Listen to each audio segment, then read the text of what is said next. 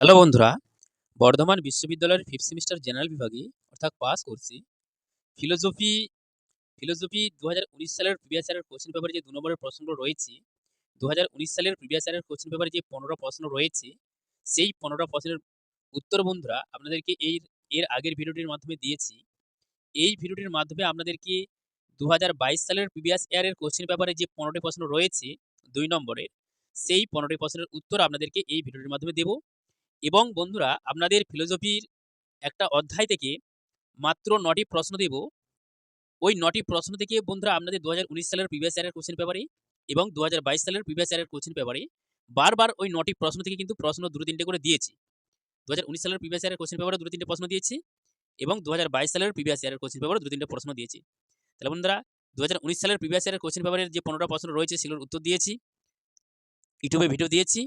এবং এই ভিডিওটির মাধ্যমে আপনাদেরকে ২০২২ সালের প্রিভিয়াস ইয়ারের কোশ্চেন পেপারে যে ১৫টা প্রশ্ন রয়েছে, সেই ১৫টা প্রশ্নের উত্তর আপনাদেরকে এই ভিডিওটির মাধ্যমে দেব।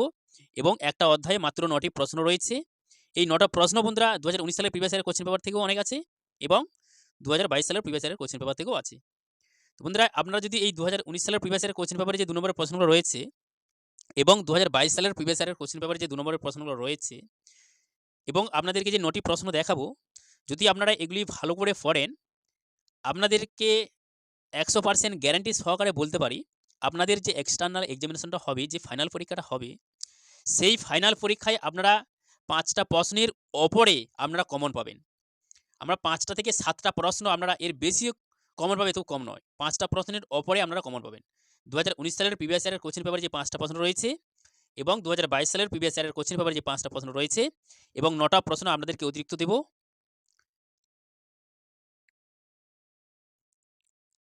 এই ৯টা প্রশ্ন যদি আপনারা ভালো করে পড়েন, আপনাদের যে ২০২৪ সালে এক্সটার্নাল এক্সামিনেশনটা হবে, যে ফাইনাল পরীক্ষাটা হবে, আপনারা ৫টার ওপরে প্রশ্ন কমন পাবেন। বন্ধুরা আমরা ৫টা থেকে ৭টা প্রশ্ন কমন পাবেন। তো বন্ধুরা দেখুন, আপনারা যদি ৫টা প্রশ্নের ওপরে কমন পান এবং আপনারা যে ৫ নম্বর এবং ১০ নম্বরের প্রশ্নগুলো পড়বেন, সেই প্রশ্নগুলো যদি আপনারা ভালো করে পড়েন, তাহলে এখান থেকে আপনারা ৫টা থেকে ৬-৭টা প্রশ্ন পেয়ে যাচ্ছেন ২ নম্বরের। এবং বড় কোশ্চেন থেকেও আপনারা যে বাকি প্রশ্নগুলো আপনাদের আসবে, আপনারা বড় কোশ্চেন থেকেও কিন্তু লিখতে পারবেন।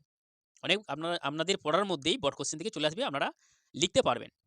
তাহলে বন্ধুরা যেভাবে আপনাদেরকে বললাম, আপনারা যদি ওইভাবে পড়েন, তাহলে আপনাদের যে ২ নম্বরের কোশ্চেনে ১৫টা প্রশ্ন থাকে, তার মধ্যে 10টা প্রশ্ন লিখতে হয়। তো আপনারা ওই 10টি প্রশ্ন কিন্তু আপনারা লিখতে পারবেন, আপনারা কমন পেয়ে যাবেন। তো বন্ধুরা এটি আপনাদেরকে বারবার বলার উদ্দেশ্যটাই হচ্ছে, যাতে আপনারা ২০১৯ সালের প্রিভিয়াস ইয়ারের কোশ্চেন পেপারে যে প্রশ্নগুলো রয়েছে এবং ২০২২ সালের প্রিভিয়াস ইয়ারের কোশ্চেন পেপারে যে প্রশ্নগুলো রয়েছে, আপনারা অবশ্যই পড়বেন। এবং যে 10টি প্রশ্ন আপনাদেরকে দেব, 9টি প্রশ্ন আপনাদেরকে দেব, ওই 9টি প্রশ্ন আপনাদেরকে পড়তে হবে।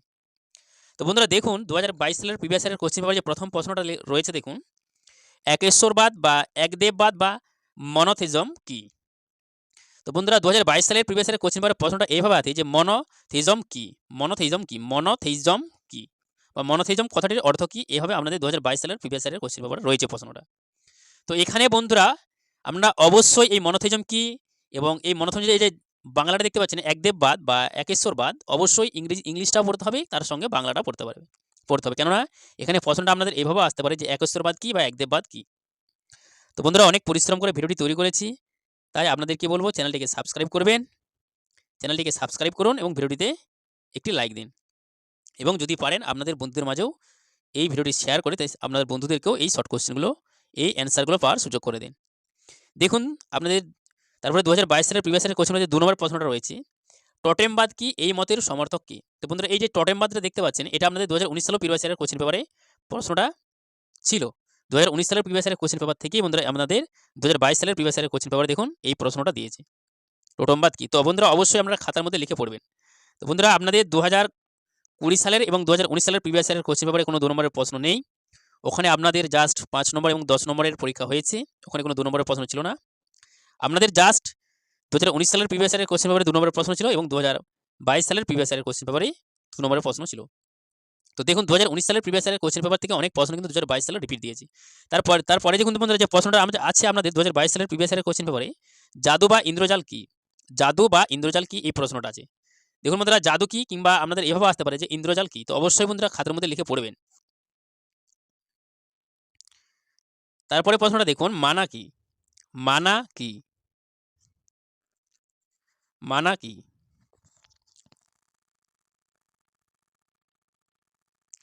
তারপরের প্রশ্নটা দেখুন, ধর্ম শব্দের অর্থ কি? ধর্ম শব্দের অর্থ কি?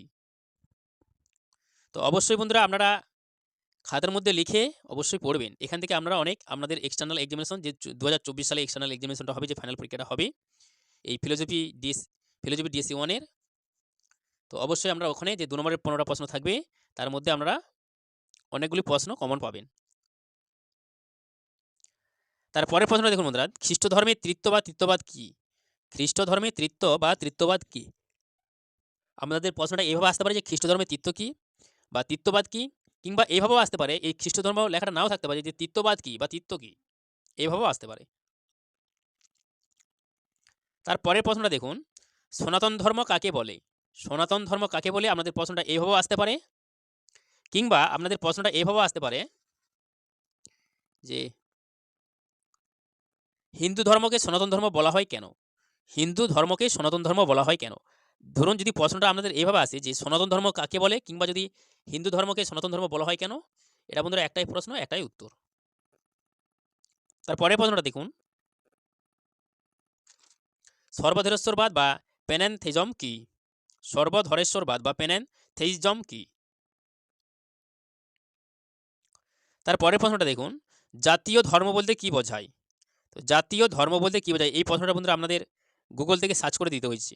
এটা আপনাদের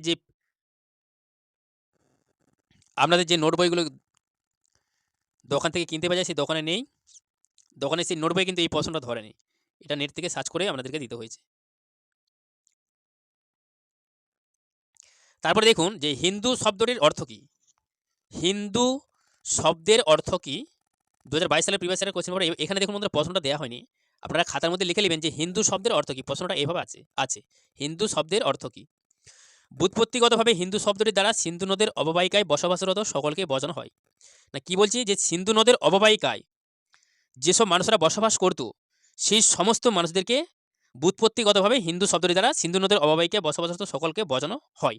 এই হিন্দু শব্দটি দ্বারা বলছে যে সিন্ধু নদীর অববাহিকায় যেসব মানুষরা বসবাস করতো, এই হিন্দু শব্দটি দ্বারা ওই সমস্ত মানুষকে যারা সিন্ধু নদীর অববাহিকায় বসবাস করতো তাদেরকে বোঝানো হতো। ভারতের সংবিধানে হিন্দু শব্দটি ব্যবহার করে যে কোনো ভারতীয় ধর্মবিশ্বাসীকে নির্দেশ করা হয়েছে। তো বন্ধুরা দেখুন আমাদের ভারতের সংবিধানে এই হিন্দু শব্দটি ব্যবহার করে কিন্তু আমাদের ভারতীয় আমাদের ভারতীয়দের মধ্যে যেসব ধর্মগুলো আছে, যেমন হিন্দু ধর্ম, জৈন ধর্ম, বৌদ্ধ ধর্ম, শিখ ধর্ম নির্দেশ করা, এগুলো প্রতিটি ধর্মকে কিন্তু নির্দেশ করা হয়েছে, বোঝানো হয়েছে।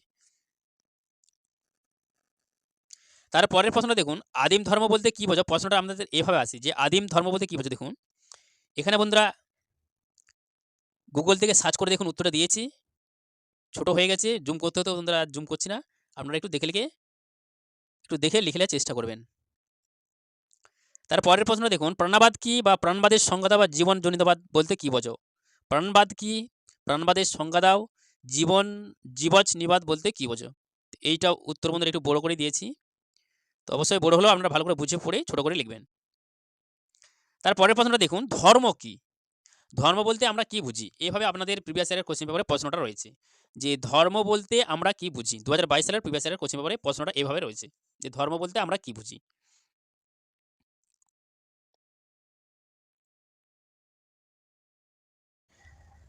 এখানে দেখুন বন্ধুরা আপনাদেরকে যে আরো 9টা প্রশ্ন দেবো বলেছিলাম, দেখুন এই 9টা প্রশ্ন দেখাচ্ছি।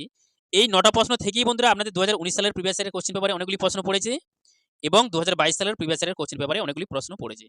তো যেহেতু বন্ধুরা এই অধ্যায়টা থেকে মাত্র 9টি প্রশ্নই আছে, তাই বন্ধুরা এই 9টি প্রশ্ন থেকে কিন্তু 2019 সালের প্রিভিয়াস ইয়ারের কোশ্চেন পেপারে অনেক প্রশ্ন এসেছে, 2022 সালের প্রিভিয়াস ইয়ারের কোশ্চেন পেপারে অনেক কিন্তু প্রশ্ন এসেছে এই 9টি প্রশ্ন থেকে। তাই বন্ধুরা এই 9টি প্রশ্নই আপনাদেরকে দিয়ে দেওয়ার চেষ্টা করলাম।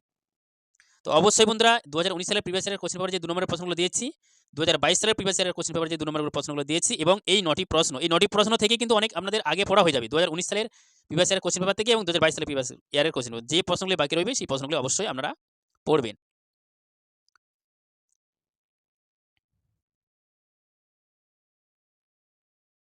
দেখুন প্যানথেইজম কি, এই প্রশ্নটা আপনাদের পড়েছি। প্যানথেইজম কি এই প্রশ্নটা কিন্তু আপনাদের প্রিভিয়াস ইয়ারের কোশ্চেন পেপার আছে। এই যে মনোথেইজম কি, এই যে পলিথেইজম কি, পলিথেইজম কি, হ্যানাথেইজম কি, হ্যানাথেইজম কি? এই প্রশ্নগুলো কিন্তু বন্ধুরা আপনাদের প্রিভিয়াস ইয়ার কোশ্চেন পেপার দেখবেন আছে। বহুদেববাদ বা একদেববাদ প্রাধান্যবাদের পার্থক্য কি? অবশ্যই পড়বেন।